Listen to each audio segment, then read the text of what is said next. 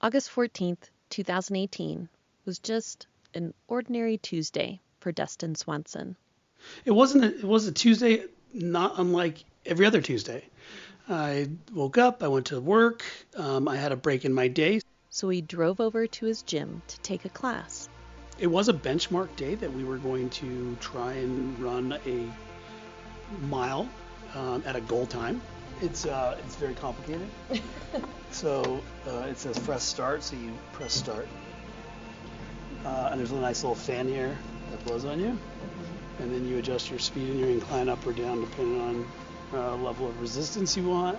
And got on the treadmill, and that's it. That's the last moment he remembered before dying. This is Two Lives. From KJZZ Original Productions, I'm Laurel Morales.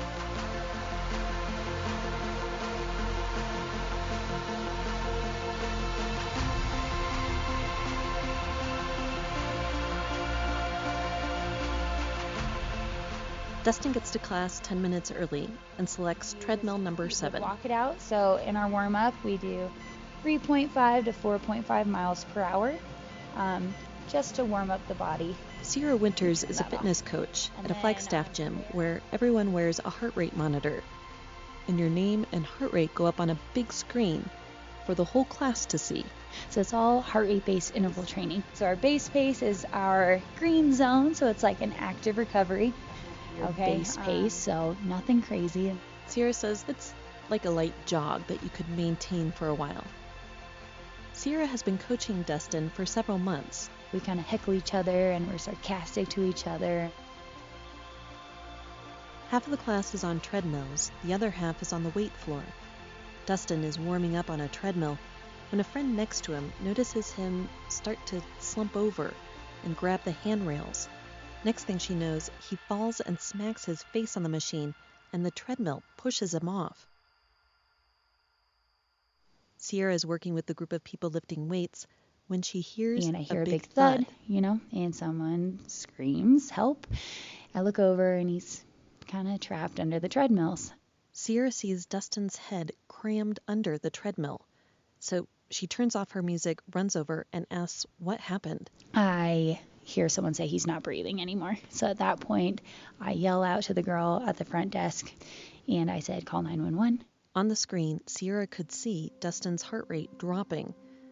So she throws off her headset and starts chest compressions. And all I can remember from that day was telling myself, go deep enough. Because they always say you gotta break the ribs and the sternum to really get the full depth of the heart. I know I was terrified, but I also remember thinking, it's me. Like, I am trained for this. I'm the one who has to fix this. At that point, I actually straddled him because he's such a big guy and I'm such a small girl, and I was just putting my entire body weight into it. Adrenaline definitely kept me pumping, for sure. Yeah, I can imagine. Were you shaking? I don't remember during. I kind of blacked out. I had someone also clapping their hands to the beat of Saving a Life, because that's how you're supposed to do your compressions. And Staying alive. Staying alive, obviously, not my era. But they were clapping so I could stay on beat, so it really was a team effort. Even though there was a retired nurse in class that day that could have relieved Sierra, she kept going for 3 minutes, 4, 5, 6 minutes until the ambulance arrived and the EMTs took over. 6 minutes is a long time to be pounding on someone's chest. And then a cop pulled me into the office and was just like, are you okay? And I just looked at him and I go, I'll be okay when he's okay. And I just sat there and he kind of just waited with me. And it took a while. It took a few shocks to get him to come to, I just remember them coming in and saying, "We got a heartbeat." And at that point, that's when I just started bawling.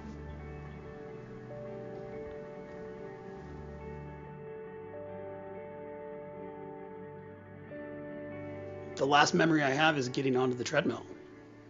And then the next memory I have is waking up in the hospital. Okay. I remember my wife being there. She told me what had happened, and I didn't believe it. I felt so great. I'd really gotten into good shape the last year. So I was shocked, to say the least. He was only 38. 38-year-olds don't have heart attacks. He had a blockage in his left anterior descending artery, which is a lot of times referred to as the widowmaker. It's a serious blockage to have. Dustin didn't get it. He was healthy, in shape, didn't smoke or drink. It had something to do with the way his body absorbed cholesterol. He learned his paternal grandfather had a similar incident at 40, but lived to be 85. In addition to the heart attack, Dustin had 7 broken ribs and a broken cheekbone. First, they took care of his heart and put in a stent. Dustin, who sells medical equipment, explains how an artery is like a garden hose. Imagine a garden hose that has a bunch of dirt on the inside of it, and obviously the water is going to be restricted. Well, you've got to get water through there. And so it's a little device that it almost looks like a slinky, sort of, and that you roll it down and slide it up and then deploy it, and it buttresses out. The doctors put Dustin into a medically induced coma with a tube down his throat to help him breathe.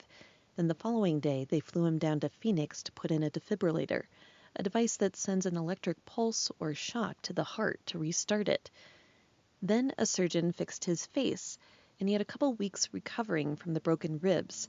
But in the end, what really hurt was Dustin's pride. This was truly like a near-death experience. Like, I truly was dead for 7 minutes. You know, it was very humbling, to say the least.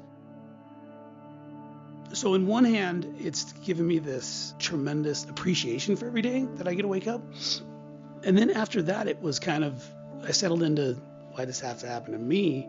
And when that started, I knew it was time to go back to work. Dustin's doctors warned him that depression was common after a heart attack. It strikes 40% of patients. Dustin's wife told him she didn't recognize him. There were nights where I'd come home and she'd just look at me and start crying, and I was, how do you deal with that? So his wife, who did not wish to be interviewed, convinced him to go to counseling. I never got to see what I looked like in the hospital bed, but to think about the way my wife has described me and her looking at me, it's really, I hesitate to say appreciate them anymore because I don't know if that's possible. He said counseling helped his marriage and his individual outlook. Dustin has a very high-paced job. I'm always go, go, go, go, go. And my wife and I are fairly type A individuals, and there's always a short-term goal, a long-term goal, a 5-year plan, a 3-year plan, an amended 7-year plan that feeds into the ultimate 10-year plan. So that was the first thing that I had to address, right? And so it changed my outlook right then. At least for a little while. After only 4 weeks, Dustin returned to the gym. About 1 month to the day. He set it as a goal to stave off depression. Well, I can choose to be scared of that. Part of my recovery was not that. The 3 of us met up at the gym. Sierra and Dustin talk about confronting his fear. Facing it and just, being back in it instead of avoiding this place. I feel like that definitely helps. I run on treadmill 7 whenever I can. Oh, good. And that's the one that you felt. The one that tried to kill me? Yeah. Lucky number 7, that's what we call it. 7 is my lucky number, ironically. So. It was lucky that day. And it was lucky that day. That's true. I asked Dustin what he said to Sierra when he first saw her. I hope I said thank you. First day back, he kind of tiptoed in and looked at me like I was going to freak out. And I just walked up and gave him a big ol' hug, and he's like, are you okay? Like, I was afraid to come. I didn't want to mess up your teaching. I thought you'd be too rattled. And I'm actually very surprised. I wasn't rattled at all. I was just happy to see him. Yeah. So is there anything you want to say to Sierra? Thank you. It's not enough, but thank you. You're welcome. I know. Now Dustin just has to pace himself. Dustin's doctor and wife have helped him set thresholds so he doesn't push himself too hard. We don't want you above here until this date, and then here's another one at this date. I have a hard time checking my ego when I come to the gym, and so that's been an area for growth too, though, with this. It's probably why humbling is the first word. So. He's humbled, but he's also living his life even bigger now. I've returned back to doing everything that I did before and more. I've actually increased my intensity with certain things. I snowboard, so I snowboard a little bit harder now. Not recklessly, but I don't know. One, I feel good because Sierra's got me in good shape, but why not? Live for today.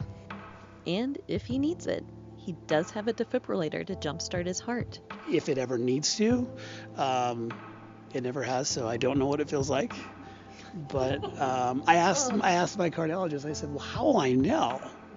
He said, well, have you ever been kicked in the chest by a horse?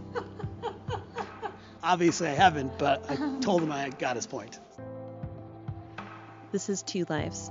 From KJZZ Original Productions, I'm Laurel Morales.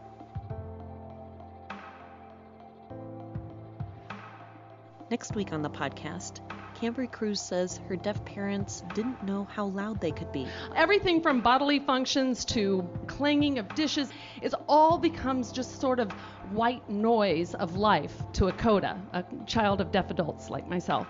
I used to sleep with speakers in my bed with the volume turned up to 10 and would still sleep through the alarm.